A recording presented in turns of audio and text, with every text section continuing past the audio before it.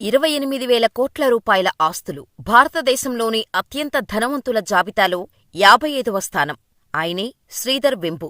అయితే 2021 గణతంత్ర దినోత్సవం సందర్భంగా ప్రముఖ పారిశ్రామికవేత్త శ్రీధర్ వెంబుకు పద్మశ్రీ పురస్కారం దక్కింది. అయితే ఆయన్ను ఇంటర్వ్యూ చేయాలని ఓ జర్నలిస్ట్ ఆయన వివరాలు ఆరా తీయగా శ్రీధర్ వెంబు ఓ కుగ్రామంలో ఉన్నట్టు తెలిసింది.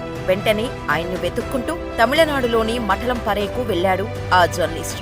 ఆ వరిలోకి వెళ్లగానే ఎర్రచొక్కా, తెల్లపంచ ధరించి ఓ వ్యక్తి సైకిల్ తొక్కుతూ రోడ్డుపైన కనిపించిన అందర్నీ ప్రేమగా పలకరిస్తూ వెళ్తున్నాడు. అందర్నీ పలకరిస్తున్నారంటే ఈయనకు లోకల్గా అందరూ తెలిసి ఉంటుందని అనుకున్నాడు. ఆ జర్నలిస్టు నేరుగా ఆయన దగ్గరకు వెళ్లి, ఈ ఊరిలో శ్రీధర్ వెంబు అనే కోటీశ్వరుడు ఉన్నారు కదా, ఆయన ఎక్కడ ఉంటారని అడిగారు. కాని ఆ వ్యక్తి మాత్రం పక్కున నవ్వి, ఆ వ్యక్తిని నేనేనయ్యా, నేనే ఆ శ్రీధర్ వెంబుని అని చెప్పాడు.